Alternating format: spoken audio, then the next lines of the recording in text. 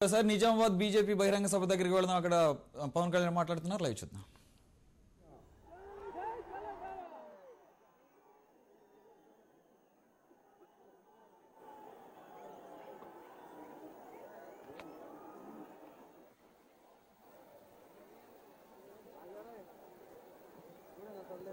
కులాలకి మతాలకి ప్రాంతాలకు అతీతంగా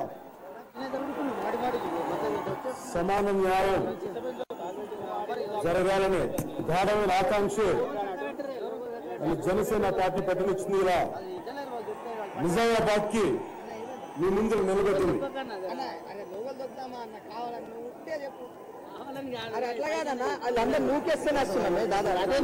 నేను రాజకీయాలు చేయడం కోసం తెలంగాణ గురించి ఎప్పుడు మాట్లాడలేదు.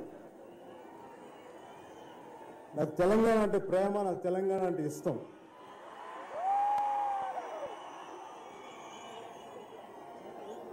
దానికోసం ప్రత్యేకంగా నేను ఎప్పుడు డంకా బజా అని చెప్పడానికి నాకు ఇష్టం లేదు. మీ గుండెలు మీకు తెలుసు, అది నాకు తెలుసు.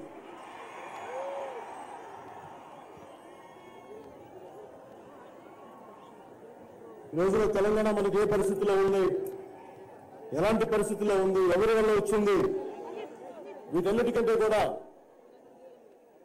వచ్చిన తెలంగాణని మనం ఎంత సమర్థవంతంగా పాలించుకోవాలి, ఎలాంటి అవకాశాలు కావాలి, ఎలాంటి అభివృద్ధి కావాలని మనం మాట్లాడుకోవాలి. ఈ రోజు మనం మాట్లాడుకునే దాని మీదే. తెలంగాణ రాష్ట్రం రాగానే అందరూ పోటీ పడుతున్నారు. ఇది మా వల్ల వచ్చింది, ఇది మేము కృషి పెడితే వచ్చింది, మేము పోరాటాలు చేస్తే వచ్చినాయి అని అందరూ అంటున్నారు. నిజమే, ప్రతి ఒక్కరు వాళ్ళ స్థాయి పోరాటాలు చేశారు. కానీ వీటన్నిటికంటే వెనక ముఖ్యంగా కొన్ని వందల మంది యువకులు బలిదానాలు, అది మనం మర్చిపోకూడదు. వాళ్ళ కుటుంబ సభ్యుల కన్నీళ్లు, ఆ ఆవేదన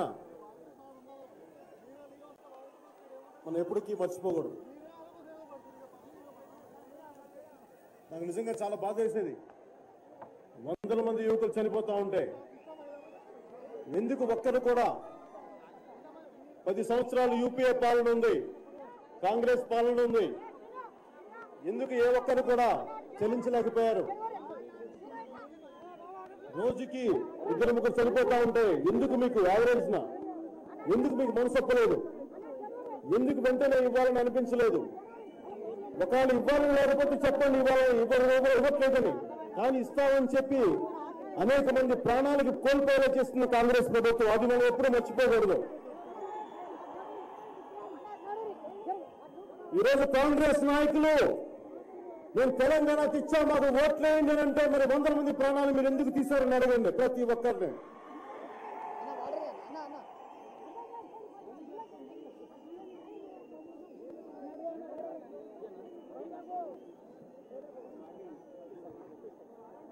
ఈ కోట్లాది ప్రజల ఆకాంక్ష, బలిదానాలు నడుమొచ్చిన మన తెలంగాణని ఎవరు ఎలా సమర్థవంతంగా పాలిస్తారో ఆలోచిద్దాం.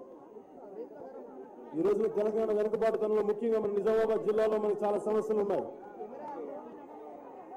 నేను 2009లో ప్రజారాజ్యం పార్టీ ఎలక్షన్స్ తరఫున మొత్తం తెలంగాణ అంతా, ప్రతి జిల్లా, ప్రతి తాండా, ఆదిలాబాద్ లోని ప్రతి తాండా నలుమూలని తిరిగాను. తెలంగాణ, నాకు తెలంగాణ బాధలు, తెలంగాణ కష్టాలు, తెలంగాణ సమస్యలు నాకు బాగా తెలుసు. కాకపోతే దురదృష్టవశాత్తు నేను నటుడే, నేను రాజకీయాల్లోకి అప్పటికి నేను వచ్చింది క్యాంపెయిన్ చేయడానికి తప్ప పాల్గొనడానికి రాలేదు. ఎందుకంటే దానికి కారణం కుటుంబ రాజకీయాలు చేయడానికి రాలేదు. మన వల్ల ఏం జరుగుతుందో, మనం ఎంత పాటుపడగలమో, ఎన్ని కష్టాలు పడి ప్రజలకు న్యాయం చేయగలమో దాని మీద ఆలోచన వచ్చింది. అందుకనే నేను ఒక ఎమ్మెల్యేగా కానీ, ఒక ఎంపీగా కానీ అవకాశం ఉంది, గెలిచే అవకాశాలు ఉంది, అన్ని అవకాశాలు హంగులు ఉండి కూడా ఎందుకు చేయకపోవడం కారణం ఏంటంటే నాకు కుటుంబ పాలన నాకు ఇష్టం లేదు.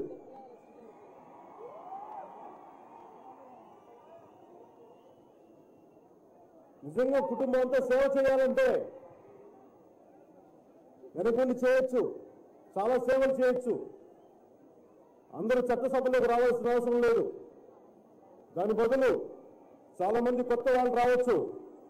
మీలాంటి కొత్త మంది ఎంతమంది యువకులు, దేశం కోసం పాటుపడగలిగే యువకులు ఎంతోమంది రాజకీయాలకు తీసుకురావచ్చు. ఎంతసేపు నా ఇంట్లో వాళ్ళే, నా కూతురు, నా కొడుకు, నేను, మా మేనలు అంటే పిల్లరు.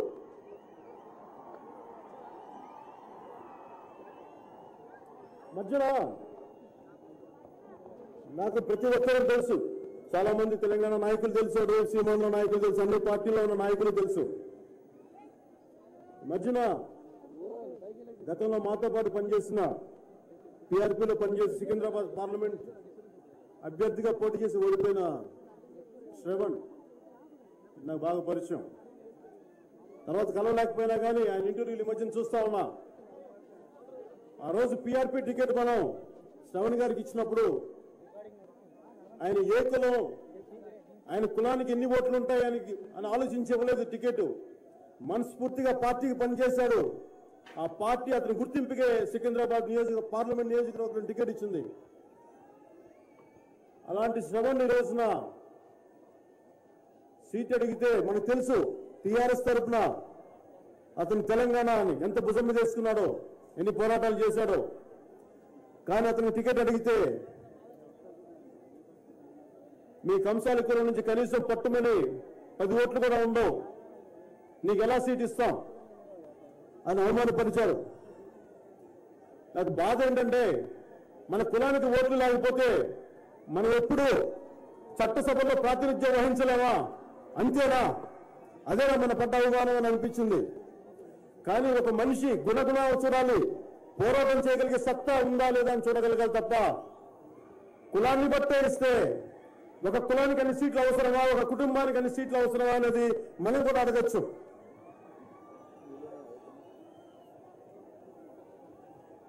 ఇప్పుడు మన పార్లమెంట్ నియోజకవర్గానికి వస్తే ముఖ్యంగా 3 బరిలో ఉన్నారు. కాంగ్రెస్ అభ్యర్థిగా మధు యాష్కి గౌడ్ గారు, టీఆర్ఎస్ అభ్యర్థిగా శ్రీ కవిత గారు, అలాగే మన బీజేపీ తరఫున ఎండాల లక్ష్మీనారాయణ గారు.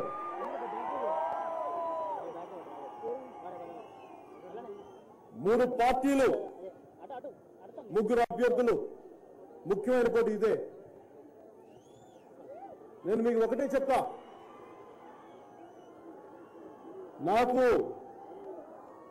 నేను అడిగితే ఓట్లేస్తారా, నేను అడిగితే చేస్తారా, నాకు ఎంత బలం ఉందో నాకు తెలియదు.